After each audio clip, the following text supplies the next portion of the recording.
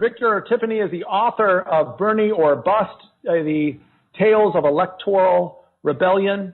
It's in his new book. I'm sorry, I'm screwing up the subtitle. I know. Just roll with it. You can clarify in a minute. Victor Tiffany is a longtime anti-nuclear activist with Sane Freeze in the 80s and is one of the chief advocates of the CFAR, the Contract for American Renewal, which is an anti-oligarchical, anti-plutocracy petition that I personally have signed and other candidates for elected office have signed. So, Victor, welcome to Deeper States. Thank you for having me. I appreciate this opportunity to talk about this book.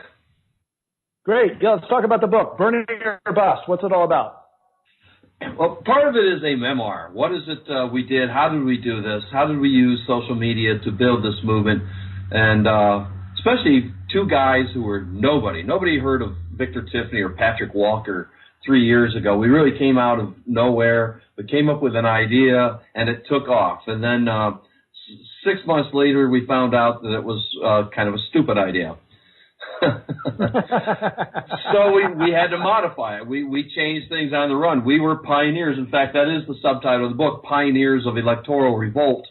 And we had no guideline. We had no history book. We had nothing to guide us as to how we should proceed.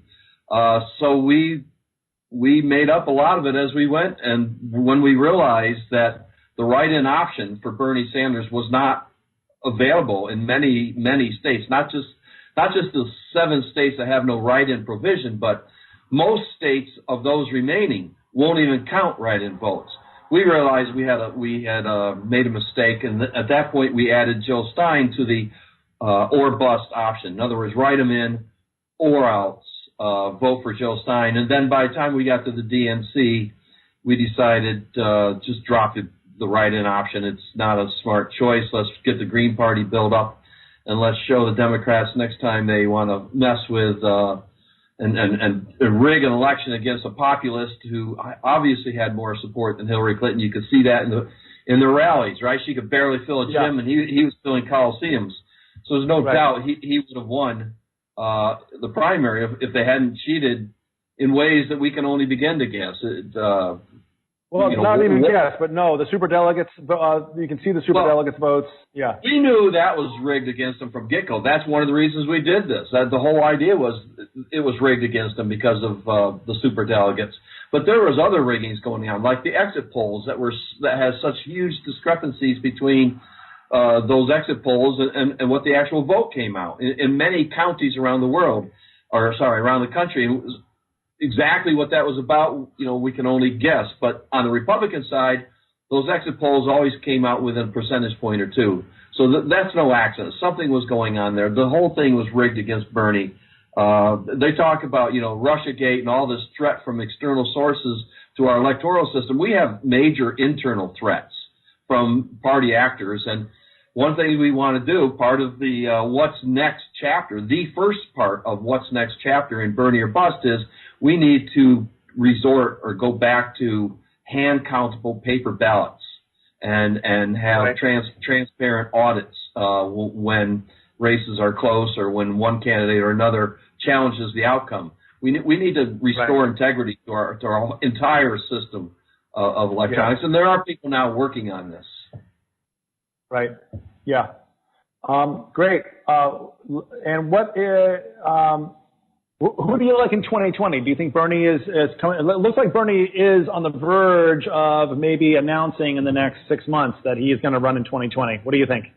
Yeah, I think he is, but we're a handful of people. We're not going to make a decision as to who we're going to get behind. In other words, I think it's pretty undemocratic to have 5 people say, let's get behind this guy, because the whole strategy, the whole idea of Bernie or Bust was a new pioneering strategy we call leverage. Basically, we're letting the Democrats know, and the Libertarians could do this in the Republican Party as well. It's not ideological. It's just a broad sort of, it's a way to break down the two-party system and to compel an insurgent candidate like Sanders or like Jerry Brown was in his day or like Rand Paul was last time around. The Libertarians could have done the same thing for him. In fact, we encouraged it, aiming for what could have been a 4-way race.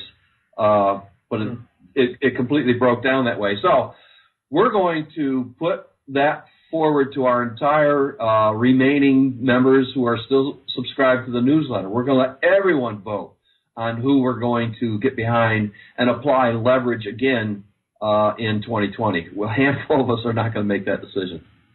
I was impressed with your website that the Contract for American Renewal has so many signatories now, and they look like they're people that are running very professional campaigns just from scanning around. How many signatories do you have, and tell me who they are and give me sort of a breakdown. Are they mostly Democrats? They are. We've had some criticism in that regard because it sounds like we are, sheepdogging. I don't know if that's a term you're familiar with, but it's something Bernie Sanders does. Basically, he endorsed Hillary Clinton. He wanted people to come and vote for Hillary Clinton, and he's still encouraging people to register for the Democratic Party. But his position, we break with him on that because our view is, look, we have CFAR candidates out there. If they win the primaries, in your case, if you win the primary, we'll get behind you and we'll support you in every way we can through our email list, through our PAC if we can raise enough money and so forth.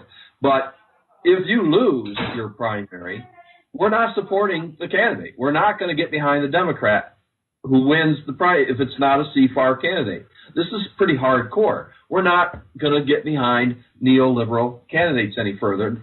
Let me be more specific. We're not going to get behind neoliberal Democrats. We will vote against neoliberal Democrats. So this whole idea that you put forward to your previous guest that this is going to be a blue wave, we're sorry. Any blue will not do.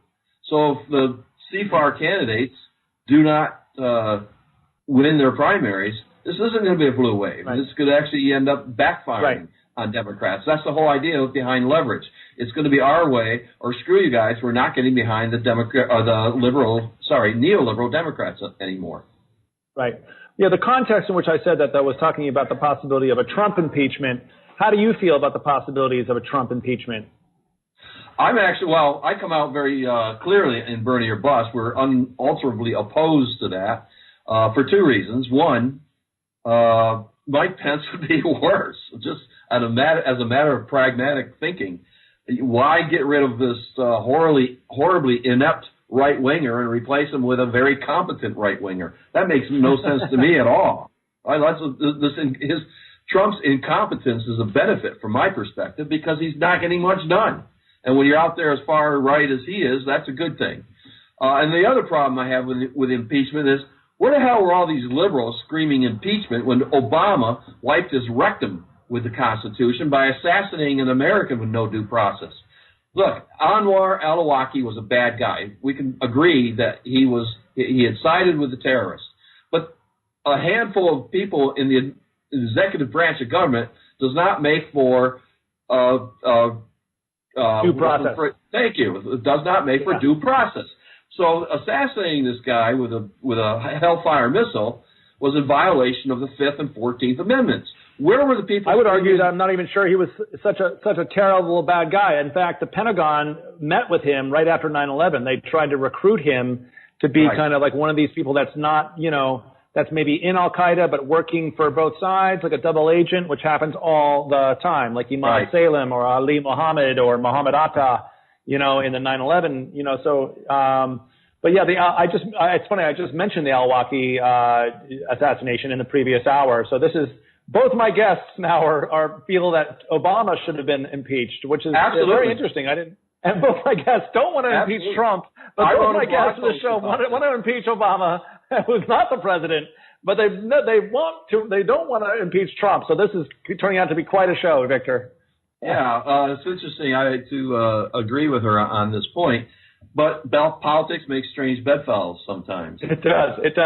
Hence, yeah. And I have to say though, I don't know how you feel about the LaRouche people, but I actually I've been pleasantly surprised at how much I have in common with some of their policies. I don't think the environmentalists are all tree-hugging, tree worshippers who are anti-human, and I don't really believe in the efficacy of nuclear power. But some of the stuff about the spirit of Confucius and President Xi and the spirit of international development and international cooperation it's creating the possibility that we might be actually getting the LaRouche PAC endorsement here in New York City.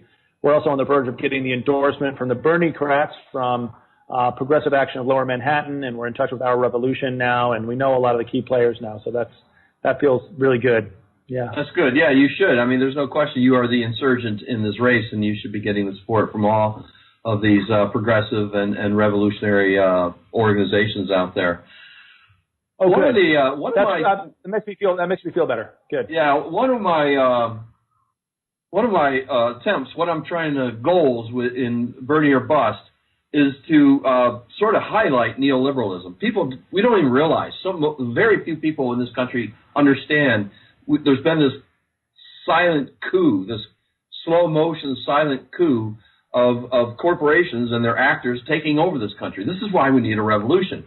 So I wanted to use this opportunity of not only telling the story of how we built this movement and the terrible media coverage we had during the movement, even from our supporters. Just about nobody reached out and asked for an interview to find out what the hell we were up to. It always struck me as very bizarre. CNN was going to interview me, and then I think they heard me on Fox referred to Hillary Clinton as the lesser of two fascists, and they decided they didn't want to have me on because I wasn't speaking a dialogue within the 40-yard lines that they found acceptable. Yeah. Oh, believe me, I know what you mean. Yeah. So one of the exercises I do. Go ahead. When you say this movement, you mean the contract for the revolt against plutocracy or the contract for American renewal? The previous one, Bernie or Bust. Okay, Bernie or Bust. Right. Yeah. Right. So the contract for American renewal is also getting very little coverage, far less than Bernie or Bust did at this point in the game. And I'm not sure why that is. I had an interview with Tim Black. He was the first one. Jimmy Dore won't mention this. I don't understand why. Everything we're doing aligns perfectly with virtually everything that comes out of his mouth, but we can't. Love his show. His show's great. Yeah. We can't get an interview on his show yet. There's somebody who wrote an article about. You got to be funnier, Victor. You got to work on your jokes. You got to be a little bit, you got to work on some shtick. You got to have like a sexy co-host, or I don't know. We had a spokesperson, Kelly Lane, and she's still available for these kind of interviews because I never really wanted to be the front man. I was doing it for a while during the Bernie or Bust movement because I kept looking. I did not want to be the voice and face of Bernie or Bust. I'm not that good at this. I'm one of these people who understands my own limitations, and I knew there had to be people who were better at it out there. And it wasn't until April 2 years ago that this wonderful charismatic woman showed up on CNN announcing that she's Bernie or Bust, Yane Endigo, and then they had her on the next day in kind of this short debate with a Hillary supporter from I'll think of it, Center for American Progress, which was all supporting Hillary Clinton. And she just ripped that woman a new one. It was great. She was extraordinary. And I finally reached out to her, found her on Twitter, and recruited her, brought her right on, and she became the spokesperson for Bernie or Bust, and she was really extraordinary at it. We sent her to Oregon during that primary. We sent her to California for that primary. That's one of the things we used the money we raised on our super PAC for, was to get her out there and to promote Bernie or Bust as much as she could on the ground. Nice. So when she said she was with Bernie or Bust, she was, or she was just sort of, did she kind of misrepresent herself at first, but then you recruited her? No, she said I'm with Bernie or Bust. She said I am Bernie or Bust. A lot of people were Bernie or Bust. Right. Yeah, totally. Yeah, I'm with you. I voted for Bernie and then did not vote for Hillary in the general. I voted for Jill Stein. So. Yeah, that was the or bust option that made most sense. In fact, if we were pioneers, if we were to do it all over again, it would have been Bernie or Green 2016. That's like pick Hicks on June 26th. People are like, hey, I like that. I'm going to remember that. Pick Hicks, June 26th. Actually, that's a great slogan. Isn't that great? Yeah. That's a great slogan, yeah. Yeah, we've got a great new poster. Up with that? Yeah, I did. I came up with that in the act of being on the street, pick Hicks, and in the act of making videos and Hicks, June 26th, pick Hicks, it just all kind of came together. We actually have a really great Shepard Fairey style poster. You remember the Hope poster, the Obama poster, Shepard Fairey, the same artist who did a lot of punk rock stuff with, Andre the Giant and the Obey stuff. There's a whole documentary about him on Netflix. We reached out to him to see if he would want to work with our campaign. Of course, he's too busy, but I've got a really great graphic designer that can mimic his style. So we've got a really cool new kind of rebranding of the campaign, and we're going to come out fighting in the last 2 months. It's going to be quite great. Want to talk to you too about we need to purchase some lists, some donor lists. And when we're not on the radio together, I'll talk to you about any advice you have about the campaign. Tell me about your own experience with campaigns. You've run for office before. I did, 1992. It was pretty much a disaster. I wasn't ready for it. And I'm really not the candidate type. I'm not so good with hugging babies and then making small talk and memorizing people's names, which is one of the great characteristics a lot of candidates and politicians have. So, yeah, I ran once many years ago. It was, like I said, pretty much a disaster. My much preferred position now is sort of in the background, offering advice. I've talked to you, and you're on the mailing list now because you signed the contract for American Renewal. So I've been sending out suggestions talking about the Overton window. Don't ignore the window, mind the window, pay attention to what yes. I'm glad you brought that up. Pay attention to what Overton was telling you, because that theory is for you. That's not for pundits. That's not for journalists. That's not for voters. That's for you. That's for candidates. You guys have to mind that window. Basically, it's to simplify the whole thing. You're in a popularity contest, so you have to make sure you stay within your views, your opinions, your policy positions have to fall within that. It's not necessarily a narrow window, but it's the window that's wide enough. You're in a two-way race, of course, as a Democrat. You're in a different kind of window than you will be if you win the primary. Then that window shifts to include, the independents and other people out there, even Republicans who might be interested in you. So the Democrat, both parties have their own Overton window, and then that window just sort of goes by the wayside. You got to go through a new window to win the general. That's when they say, candidates move to the center for the general election. That's why they have a different window to go through. Right. So, okay, so that's good, because right now I feel like I'm running a very viable campaign politically. I need to work on the money stuff and make it viable financially. But I'm really engaging with people about an anti-war message. My passion for the anti-war cause defines me. I've won people over who are cynical about us, and people are beginning to really respect us and come up at Democratic Party clubs and shake our hands and shake my hand. And I'm feeling like that passion is what's winning people over. Okay. The other guy, Suraj Patel, he's known for his money, but he's not known for any kind of political passion or central political message. You don't really know why he's running. For me, I always say to people who like the incumbent, I say, do you know she voted for the Iraq War? And people are like, she did? Let me see your card. So that's, right. It's like, they weren't going to take a card. And then it's like, oh, she voted for the Iraq War? Well, let me see that. And, so that's kind of cool. For our listeners who don't know, the Overton window is a very interesting political concept that, Victor has introduced me to. It's rather pragmatic and I guess a product of realpolitik. It says that you can't advance a policy as a politician or as a political leader or a candidate unless the window of acceptance is in society already. And this window or this range of public opinion shifts over time. But if you have a controversial position, such as 9/11 needs to be investigated, you can't foment that position if the window is not there. Is that a fair summation? Right, and no matter how well you articulate, you're not going to shift that window as a candidate.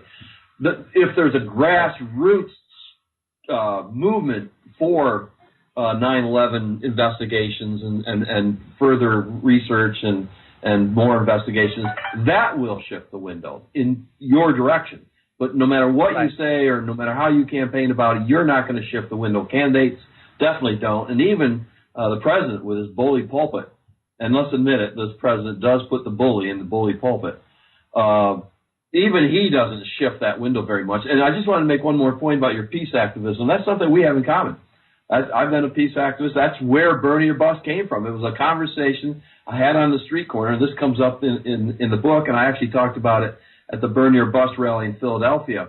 Every Saturday morning, we go down on the street corner between 10 and 11 a.m. and hold protests, anti-war, anti-drone protest signs for an hour.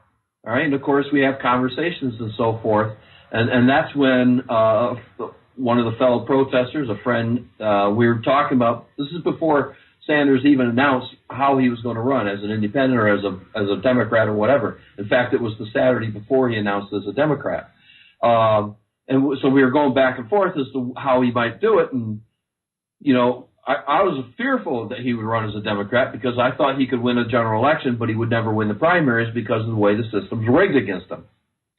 And my friend said, well, what about a write-in campaign? And I thought at the time, that's brilliant. He can't stop us from doing that. We have the right to free association. We have the right. He can't stop us from organizing a write-in strategy. And without researching it, we pushed forward, which was part of the mistake. But that was during peace activism, and it's something I've been doing for a good number of years. And one more point about that. One more point about that conversation. The intersection where we have that is the corner of Meadow Street, and I swear I'm not making this up. The very, very end of Clinton Street. Clinton Street and Meadow Street. At the end of Clinton Street. Wow. Yes. That could be the title of your autobiography, The End of Clinton Street. It could have been the subtitle or Bernie or Bust. Yeah, that's funny. So my argument as somebody who cares passionately about peace and media and veracity and truth, being a writer and independent media activist as part of my background, independent publisher, my argument is that the Overton window is very interesting. It's a very interesting concept. It sounds like something I need to know more about and maybe be less of an idealist or living in my own world. I need to kind of pay attention to political science, formulas like this.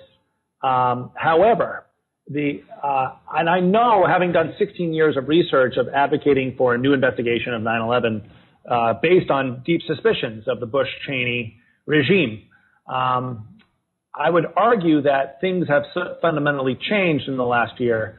And I've argued that the 28 pages being released and the JAFTA bill passing and Senator Bob Graham being on 60 Minutes advocating for the release of the 28 pages and the Lawyers Committee petition being filed now in a federal court asking for a grand jury. But I think actually the most compelling thing that I would want to say right now is Syria. Trump just attacked Syria based on rumors and allegations, based on emotions, based on really a mirage, an illusion put forward by the State Department and the corporate media, working in lockstep. And it doesn't make me feel any less relevant. It actually makes me feel more relevant as this kind of peace activist who asks the hard questions of the corporate media and the corporate government. Tell us the truth. Is it true, that bin Laden attacked us? Is it true that Assad used chemical weapons? These questions are like in lockstep right now, and they work together. So the same people who are really questioning the allegations that Assad used chemical weapons and that we have the right to attack him without an investigation are the same people that are saying we can't be certain anything is true about Bush, Cheney, and Trump with other attacks. So it seems to me that the Overton window, because of Syria, maybe is expanded a little bit. What do you think? It's hard to say. I mean, first of all, it varies a little bit from congressional district to congressional district. Where that window sits downstate might be different than upstate, and I don't know because I don't know where the public opinion is in your district, and I'm not sure you know at this point either. I think you're bringing up important questions, and I think one thing you could make the case is it's one thing to have a candidate posing these questions, but it's far more important that we have somebody in Congress asking these questions. And that's why it's important to have someone like you in there. Maybe you won't be the voice of the majority in Congress, but damn it, we need people in Congress who are willing to, and there's always 2020 and 2022 coming along. The political revolutions don't happen in a single election cycle, and our Constitution was designed that way, right? We have staggered elections, particularly in the Senate. It takes 2 or 3 elections for a revolution to actually change and to really have permanent, deep structural change within the country. But to answer your question, I would just be careful. On 9/11, I don't know your district well enough. I think on Syria, there's an awful lot of people who buy what the corporate media, what CNN and MSNBC are saying, and I just think what the Overton window does is it forces. You used a word actually in an email with me in reply that it seems awfully confining, and that is in fact true. It confines you to the policy positions that the public already supports. So it doesn't mean you run away from a peace advocacy, but it means you very carefully frame how it is you advocate for that peace. I think you're on pretty safe ground with Syria because there are an awful lot of questions. And, of course, you're in the Democratic primary. So the easy way to frame that is to talk about Trump's utter carelessness as a president, right? You go after him. You frame your criticism as a criticism of Trump more than the media and more than other things, because you want to make sure people don't hear you say, look, you're ignorant, you're wrong about the way you think about this. You got to frame it going after Trump. He's wrong, he's ignorant, and he's making grave mistakes. You see the difference? It's the same argument, but you're targeting, you're not opening the door for voters to hear you say, did he just say I'm misinformed? Right? You have to be very careful. It's Trump who's misinformed you, and he's got to be and always must be the target of him and of course your opponents be the target of your rhetoric. And don't ever let the voters think that you're somehow not with them in any way or that you're talking down to them. It is confining, but I call it campaign discipline. All right, I'm not. If any candidate who isn't willing to discipline themselves and train themselves and understand what they have to do and say to get elected, whether it's learning how to address issues or learning how to keep your mouth shut in some situations, I don't consider those kind of candidates serious. A serious candidate minds the window and pays attention to what the people want to hear. In 1992, when I ran for the House, the same advice was given to me. This is before Overton created this theory. And it was simply put, just tell the people what they want to hear. Right? You're in a popularity contest. So tell the people what they want to hear. And if you have a policy, I have a policy position that's wildly unpopular. I think the Second Amendment is obsolete and it should be overturned, but with an amendment to the Constitution so that it's no longer a right. It just doesn't make sense to have militias running around the countryside or through the cities, armed to the teeth for national defense purposes, when we have nuclear weapons that serve that purpose very well. It's completely obsolete. I can say that. I'm not running for Congress. I'm not in a popularity contest. But if you happen to believe that, don't ever say that because it's not a popular position, and there's no reason for you to say that.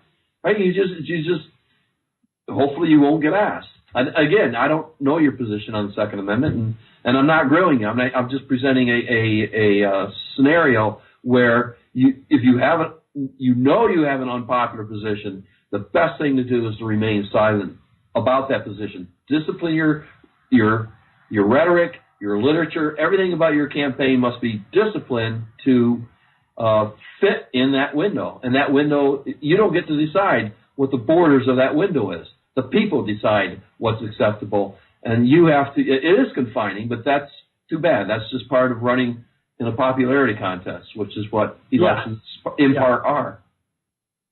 But Victor, you had an influence on me, and I go to bed thinking how to counter-argue against your Overton window every night. So one of the things I thought recently was, here's one hell of a whopper of a counter-argument, is to say to Victor, and I realize the Overton window applies mostly to electoral politics, but visionaries like Martin Luther King, Henry David Thoreau, Jesus, Buddha, the people that are huge shapers of the shift, right? These people don't, or even people like Steve Jobs, who said he didn't really care that much about marketing and focus groups. He wanted to give the people what they needed even before they knew they needed it. So isn't there a quality to a political leader? I don't identify as a politician. I identify as a political leader. I identify as somebody who is seeking to become an American visionary and say that I have a vision of peace and nonviolence as the future for America, to continue the legacy of Thoreau and King and others. And out of that analysis of false flag attacks is a part of that, full knowledge, a deeper knowledge of reality than what the skin-deep corporate media gives us is definitely a part of what we deserve as rational human beings, as holders of the light within.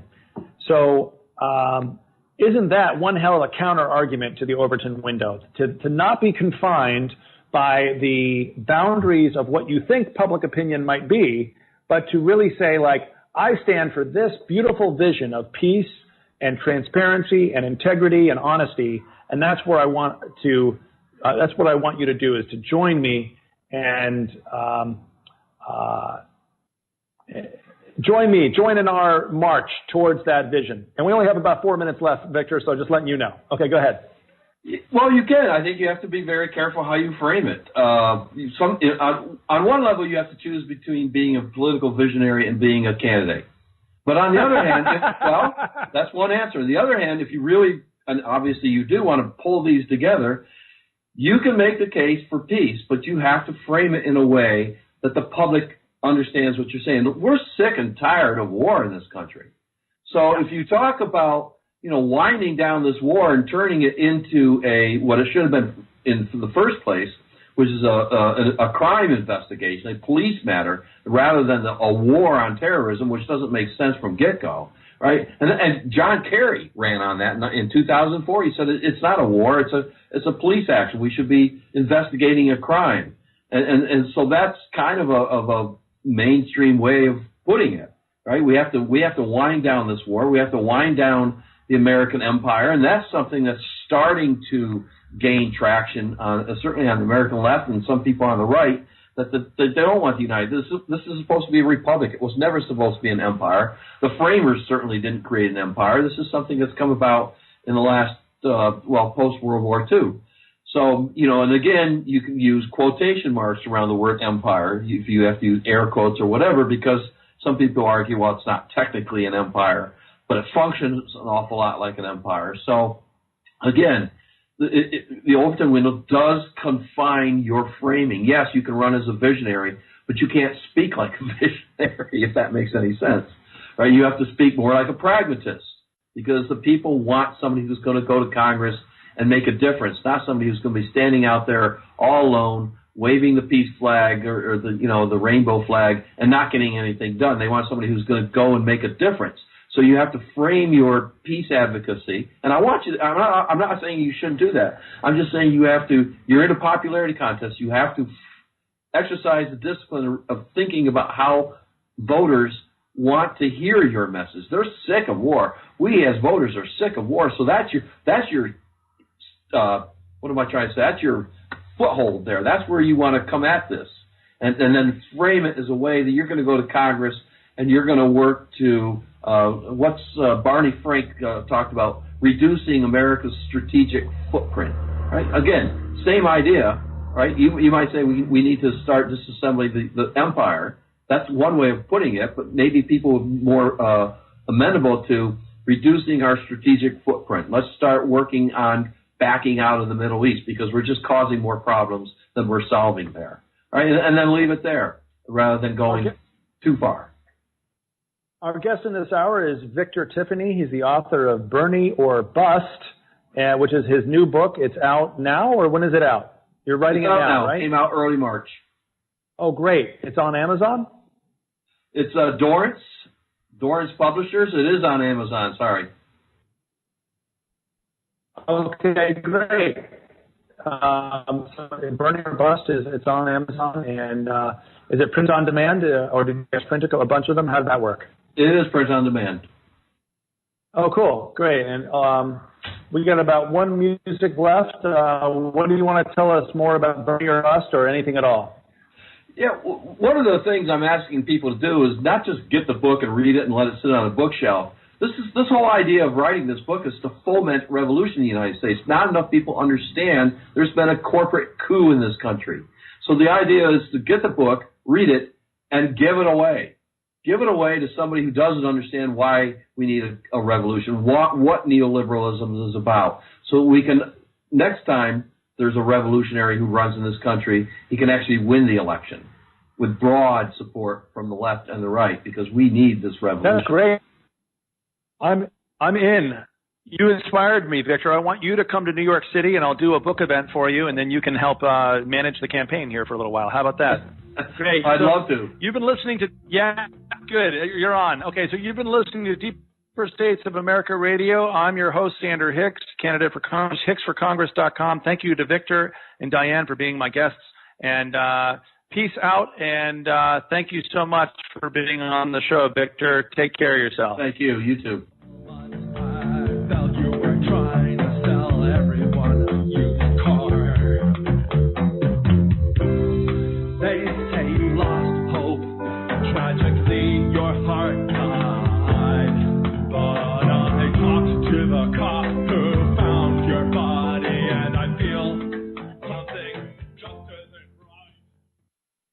No rules, no taboo topics, no fear of doom, We are American Freedom Radio. Simply Clean Foods is dedicated to providing the best quality food you can buy next to fresh from a farmer's market. Our stringent quality controls and absolute zero GMOs plus testing for heavy metals makes us unique in the storable foods market. Our line of fruits, vegetables, and meats are suitable for everyday use, and you won't have to worry about throwing away valuable groceries ever again. Take out the amount you need and reseal the package for use within the next 6 months. Simply Clean Foods' primary focus is to bring clean food to people all around the world and change the way we look at freeze-dried food in our daily cooking. Go to simplycleanfoods.net. That's www.simplycleanfoods.net today. We all know that they're not telling us the truth. So stand up for your rights, demand the real medicine, and your right to use it and grow it. This is Rick Sensen, and you're listening to American Freedom Radio. American Survival Wholesale is a proud sponsor of the American Freedom Radio. And when you purchase quality products from AmericanSurvivalWholesale.com, you help support this program. Our quality non-GMO foods do not contain MSG, high fructose corn syrup, or heavy metals. At American Survival Wholesale, you can choose from over 8,000 quality products, including self-defense weapons, bug-out bags, and long-term storable food at wholesale prices. We also have custom food packs available, including gluten-free, dairy-free, and vegetarian packs. If we don't have it, you don't need it. American Survival Wholesale is a veteran-owned and operated company which also supports our veterans in need, and we are very active in disaster relief. If you would like to become a distributor, please email us at bugoutamerica@usa.com or call 818-720-0759. We offer free consultations to answer all your questions. Do it today while things are calm. That's AmericanSurvivalWholesale.com. As Michael Elner said, just look at us. Everything is backwards. Everything is upside down. Doctors destroy health, lawyers destroy justice, universities destroy knowledge, governments destroy freedom, the major media destroys information, and religions destroy spirituality. I think there's more to know here. Nicotine, alcohol, good drugs. Coincidentally, tax drugs. Ooh, how does this work? Thank God they're taxing alcohol, man. It means we got those good roads we can drive on. Because I'll tell you something, I'll be honest, man. If I were going to legalize a drug, it sure wouldn't have been alcohol. Sorry, there's better drugs and better drugs for you. That's a fact. pot is a better drug than alcohol. Fact. Stop your internal dialogue. But Bill, alcohol, shut up! You're wrong. Get over it. I'll prove it to you, man. You're at a ball game or a concert and someone's really violent and aggressive and obnoxious. Are they drunk or are they smoking pot? They're drunk. I have never seen people on pot get in a fight because it is impossible. Hey, buddy. Hey, what? Hey. End of argument. I'm telling you, you gotta support American Freedom Radio because this government is getting out of hand. Wall Street won't loan them my money. The CIA are cutting into my drug running and my gun running. Big Pharma's psychotropic drugs are making my customers commit suicide before my hitman can even whack them. And then they get depressed and get prescribed psychotropic drugs and commit suicide too. They're trying to become the biggest game in town. When you pay them protection money, you don't even get protected. I got unpaid taxes, and if I can't find the money, the IRS are gonna take my thumbs. I got a mandatory flu vaccine, and now I'm autistic. I reported a vaccine reaction, and the doctor told me to forget about it. What have I ever done to have them treat me so disrespectfully? There's only one way to get the government off our backs, and that's to support American Freedom Radio. Capiche? So what are you gonna do? You're gonna go to AmericanFreedomRadio.com and give them some legal tender they can't refuse. Launch sequence initiated. We're now in the approach phase. Everything looking good. Control is good. 5, 4, 3, 2, 1. Engage.